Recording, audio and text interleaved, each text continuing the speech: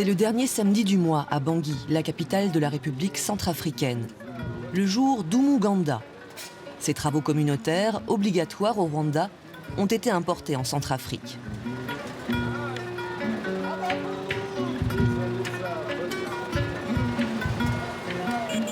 Les soldats rwandais basés à Bangui ont donc entrepris de nettoyer la ville. Le commandant de la force rwandaise est le premier à montrer l'exemple.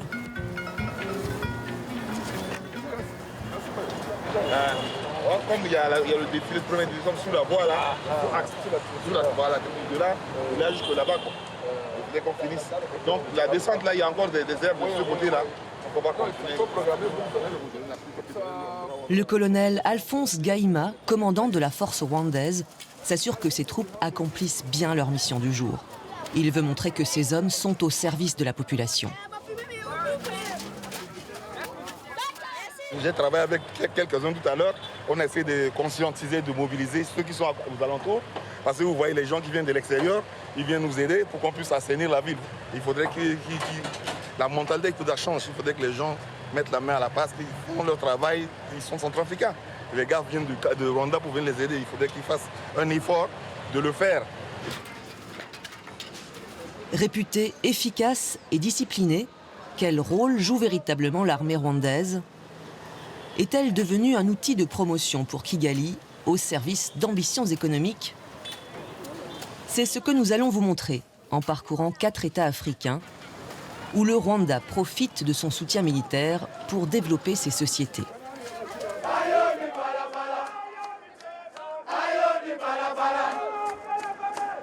Direction le stade du camp Kasaï, où l'on fait honneur à la première promotion de l'armée centrafricaine, formée par les militaires rwandais. C'est la fête, tant pour les instructeurs qui dansent avec leurs recrues, que pour les familles invitées à la cérémonie. Tapis rouge et musique militaire pour l'intégration de 512 nouveaux soldats.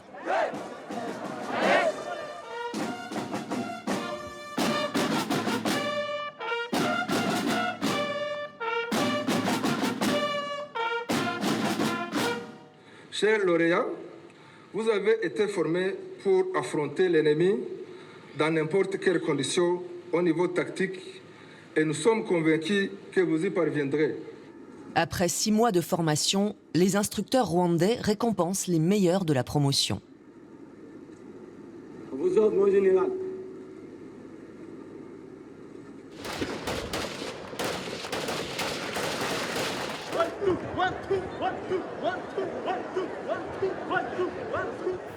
Tir de précision, technique de combat. Les jeunes soldats ont aussi été formés aux arts martiaux.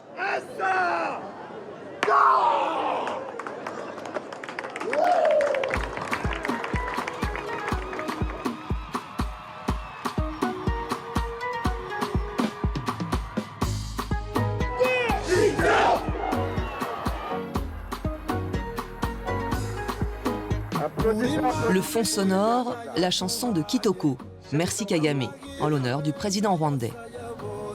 Mon général-major. Aux premières loges, le chef de l'État centrafricain, Faustin Archange Touadéra, au pouvoir depuis 2016, flanqué de ses gardes du corps russes et rwandais. Vous savez que la République centrafricaine a vécu un moment difficile et que nous pensons que ce moment-là est derrière nous avec la formation et la montée en puissance de nos forces de défense et de sécurité. Nous avons cette formation pour renforcer nos capacités. Nous avons également avec la Fédération de Russie une formation également. Casquette beige pour les mercenaires russes, béret vert ou rouge pour les soldats centrafricains, couvre-chef bleu pour les forces rwandaises. Le président Touadéra multiplie les hommes en armes pour lutter contre une rébellion qui ronge encore l'intérieur du pays. Alors que les mercenaires russes ont réduit leur présence en 2023, à la suite de la mort de Prigojine, le patron de Wagner, les Rwandais sont toujours là, et bien là.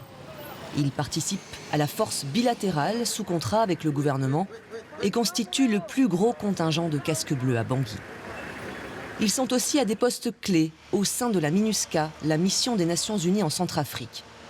Le chef de la police des Nations Unies est rwandais, ainsi que la chef de mission. Une coïncidence, assure-t-elle, en saluant les efforts de formation militaire du Rwanda. Les missions de maintien de la paix ne peuvent pas tout faire. L'objectif étant que quand elles se retirent, cela ne corresponde pas à un retour au conflit en phase aiguë. Mais cela n'est possible que si, entre-temps, des entités gouvernementales ont acquis la capacité accrue de reprendre les fonctions qui étaient exercées par la MINUSCA. Plus le pays est stable, plus les entrepreneurs rwandais s'installent. Et tout est fait pour faciliter les échanges. Kigali a ouvert une agence de la compagnie aérienne nationale Rwandair, offrant des vols directs. Plus de 700 expatriés rwandais seraient déjà installés à Bangui. Cet homme d'affaires est arrivé il y a 5 ans. Il a repris cet ancien restaurant français et propose de la cuisine locale. So I keep seeing every day new people coming in, and they come to talk to me, ask me what can we do, how is the business environment here. So knowing that the Rwandan military is here, it gives me the safeness to feel that I can invest and keep investing. C'est ici, dans le bâtiment des Kati de l'Assemblée nationale, qu'ont été scellés plusieurs accords économiques entre le Rwanda et la Centrafrique. Des sociétés rwandaises ont été autorisées à exploiter des mines de diamants, d'or et de nickel. Les deux pays ont multiplié les contrats après l'accord militaire de 2019. L'architecte du rapprochement, le ministre des Grands Travaux. Il nous reçoit pour nous vanter ses projets. Voilà par exemple comment il imagine Octocity, la ville universitaire proche de la capitale.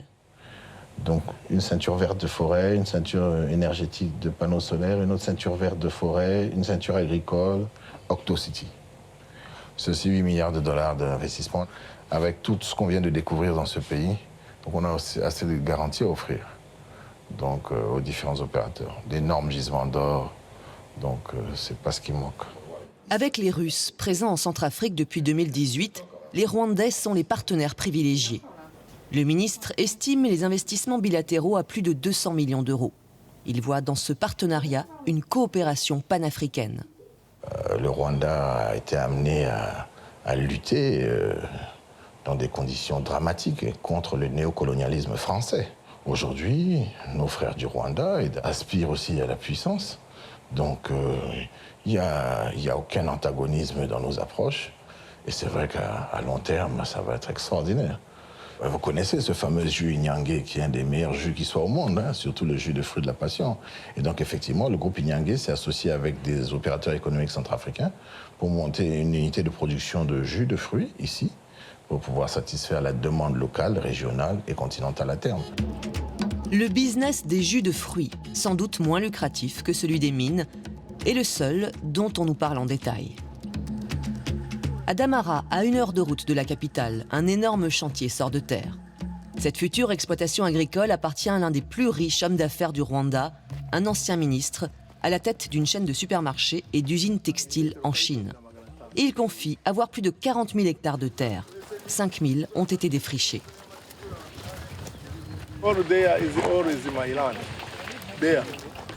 Acheté sur ses fonds privés, nous dit-il, mais il préfère taire les détails de ses investissements. Everything is challenge. For example, you are here, I don't have office, you see I still build the house, I don't have water, I don't have electricity. I buy and the government, he give me another land, but because he want to develop the country. You see all this is a forest. Plus de 70 000 hectares de terres arables auraient été attribués à des investisseurs rwandais pour développer l'huile de palme ou le coton. Mais qui sont ces hommes d'affaires rwandais à qui on ouvre toutes les portes en Centrafrique? Destination Kigali, la capitale du Rwanda, à moins de 3 heures de vol de Bangui.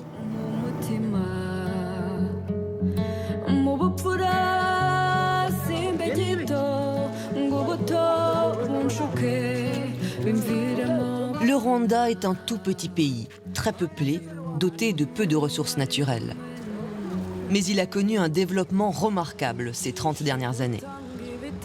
Le président Paul Kagame est fier de la réputation de son pays, considéré comme l'un des moins corrompus en Afrique. Clé du redressement rwandais, une société très discrète.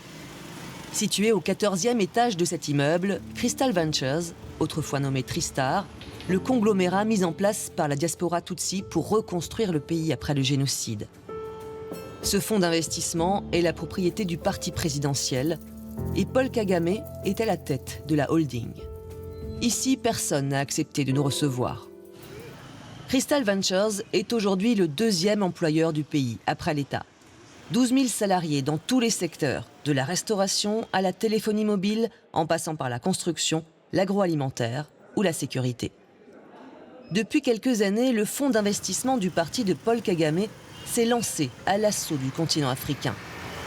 Inyange, la compagnie dont nous parlait le ministre centrafricain, fait partie du groupe Crystal Ventures. C'est aussi le plus gros producteur de lait du pays. Pour les spécialistes du Rwanda, le fonctionnement de Crystal Ventures reste encore très obscur. It's incredibly opaque, exactly how Crystal Ventures operates, who's on the board, where they get their money from, how it's invested. It's a very murky area. And the Rwandan government keeps that deliberately murky, I think because they don't want it to be known just how heavily controlled Crystal Ventures is by the Rwandan government. Everything that we're seeing with Crystal Ventures, with the increasing role of the Rwandan Defence Forces across the continent, this is all being driven from the top. This is all being dictated by Kagame, by the upper echelons of the RPF, with very little consultation. Le Rwanda s'enrichit grâce à son expansionnisme économique, mais aussi avec l'aide internationale perçue pour ses participations aux opérations de maintien de la paix. Kigali, très critique à l'égard de l'ONU pour son inaction lors du génocide de 1994, se construit pourtant une image grâce à elle. Cette académie militaire a été créée en 2012 pour former des gardiens de la paix en Afrique. L'état-major rwandais nous ouvre les portes d'un séminaire de formation, celui des officiers des Nations Unies. En 10 jours, ces militaires rwandais apprennent le jargon onusien et combattent dans des jeux de rôle les rebelles d'un pays imaginaire. Ils s'entraînent aussi à répondre à toutes les critiques. Madame Force Commander, this UN mission in Karana is like a tourist organization. We are doing our best to make sure that elections are well conducted. I think of those activities, you cannot say that it is a tourist organization. Après le Bangladesh, l'Inde et le Népal, le Rwanda fournit le plus gros contingent aux Nations Unies. Ce soldat était en mission en Centrafrique, au Soudan et au Mozambique. Il sait faire la guerre, il apprend à faire la paix. In the military, if you want peace, prepare for war. And it's very easy to switch. When it's war, it's war. When it's peace, depending on the task. Because like you've seen our presentations, before you undergo a task or you undertake a task, there are briefings. You know exactly what you have to do. You know exactly what you require. You know the resources you need, you know the logistics. So the theaters are different. Yeah. Une fois diplômés, ces officiers seront déployés. Les Nations Unies paieront pour leur logement, leur transport et leur nourriture. Une économie de taille pour près de 5 400 soldats. Kigali peut ainsi professionnaliser son armée à moindre coût. Pour le directeur de cette formation, les déploiements de soldats rwandais, loin de Kigali, sont stratégiques. The world is kind of interconnected. Any country with a conflict definitely will affect that principle of a free trade area, because you can't have trade flowing smoothly. L'Afrique sans frontières, une zone franche de l'Afrique centrale à l'Afrique australe, un grand rêve porté par le Rwanda. C'est dans le majestueux décor des chutes Victoria au Zimbabwe que le Rwanda a affiché sa puissance économique en avril 2023. La conférence Transform Africa est l'un des plus importants rendez-vous économiques du continent. Initié il y a 10 ans et toujours présidé par Paul Kagame, le forum, conçu pour développer les échanges numériques, s'est diversifié. Il regroupe aujourd'hui 37 pays, 80% de la population africaine. Le président rwandais parle de solutions africaines aux problèmes africains. And I can't agree with you more. There are many things that create problems for us in Africa that we have all the means to address.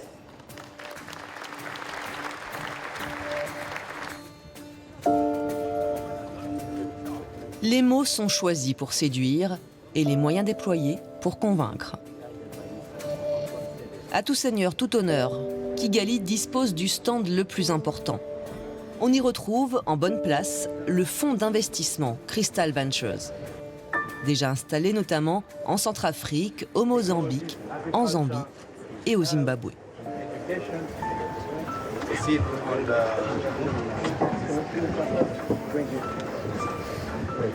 On the right side, this is a company called Crystal Ventures. It's a large company in investment in technology. They are working in Rwanda, but they also have operations in 8 countries. They provide engineering, construction, technology as well. Crystal Ventures et ses filiales sont présentées comme des sociétés privées à la recherche de partenariats africains. Personne ici ne précise qu'elles font partie d'une holding liée au parti politique du président Kagame.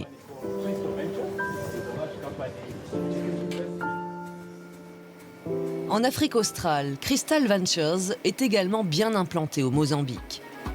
Et Kigali y récolte aussi les fruits de sa diplomatie militaire.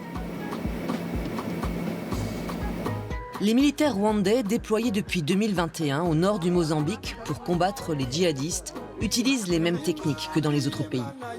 Ils se mettent au service de la population. Le président Paul Kagame, qui est également général, va régulièrement visiter ses troupes installées aux 4 coins du continent. Il consolide son image de gendarme de l'Afrique. One life lost is too many. Kigali répond aux appels à l'aide des États africains en proposant des contrats militaires bilatéraux. Une nouvelle façon de gérer les conflits. Plus flexible, plus ciblée, moins coûteuse que les traditionnelles missions des Nations Unies ou de l'Union africaine.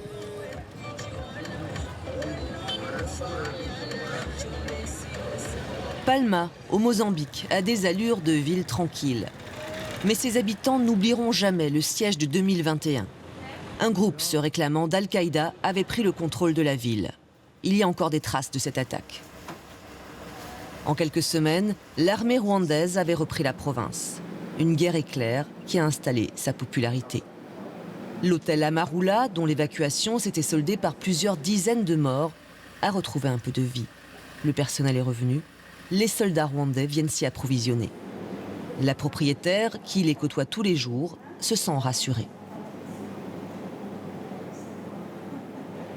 They're so polite, very well dressed, very polite, and very concerned about what's going on in their areas. Inquiets car les insurgés ne sont pas neutralisés.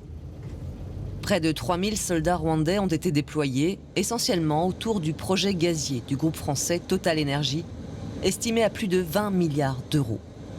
Engagés par le Mozambique, ils travaillent en accord avec l'armée nationale pour pacifier la région. À en croire l'opposition mozambicaine, le contrat de sécurisation de cette zone se chiffrerait à plusieurs dizaines de millions d'euros par mois. Le porte-parole de l'armée rwandaise n'entend pas donner de chiffres. We have significantly reduced the combat effectiveness of the adversary, and we are still going on. So far, the proof is in the pudding. Mais la paix est loin d'être assurée. Les insurgés se sont déplacés vers le centre et le sud de la province. Cette vidéo de propagande du groupe État islamique révèle les combats encore réguliers.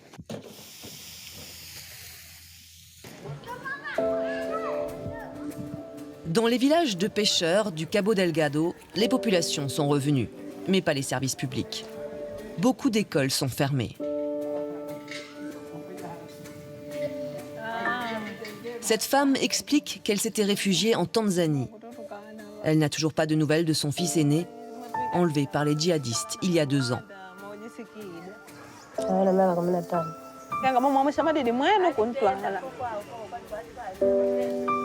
Elle n'en dira pas plus car dans ces villages, on préfère garder le silence.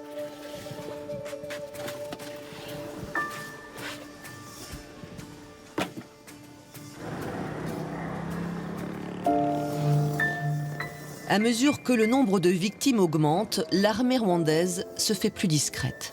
Les forces mozambicaines occupent progressivement le devant de la scène. Formés par l'Union européenne, ces soldats bénéficient du Fonds de facilité pour la paix, un mécanisme bilatéral européen. Après l'Ukraine, le Mozambique est le 2e plus grand bénéficiaire de ce fonds. Kigali aussi en profite. Le Rwanda perçoit 20 millions d'euros sous forme de soutien logistique et fourniture de matériel non létal. Un financement qui fait grincer des dents, car Kigali est accusé d'appuyer une guérilla dans un autre pays africain, la République démocratique du Congo. Et plus particulièrement de soutenir les rebelles du M23, accusés de nombreuses exactions. L'ambassadeur de l'Union européenne à Maputo assure que Bruxelles suit la situation de près. We have an intense dialogue with the Rwanda, and we are part of the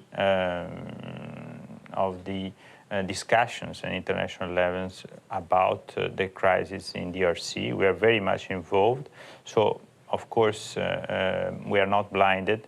But as far as for today, Rwanda has proven to be a very reliable partner in the area of security. Dernière conquête de la diplomatie militaire du Rwanda, le Bénin. C'est le premier pays en Afrique de l'Ouest ayant fait appel au Rwanda. Les attaques djihadistes aux frontières nord et ouest du pays sont régulières. Mais ici, pas de soldats rwandais sur le terrain. La coopération se traduit par des formations et de l'aide au renseignement. En visite officielle à Cotonou, la capitale du Bénin, en avril 2023, Paul Kagame a un discours bien rodé. We have been building certain capacities, decent capacities. There is no exaggeration here. L'armée rwandaise est aguerrie, a de l'expérience. Il n'y a pas longtemps, vous l'avez entendu, ils sont intervenus au Mozambique, aussi en Afrique centrale, en RCA. Nous avons, sur notre continent, la possibilité de nous apporter de l'assistance, de l'aide, de l'expertise, de la compétence pour régler nos différents problèmes.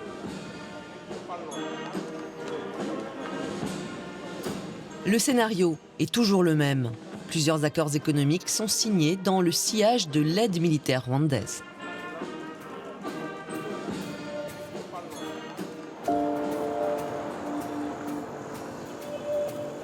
La diplomatie militaire du Rwanda continue à récolter ses fruits.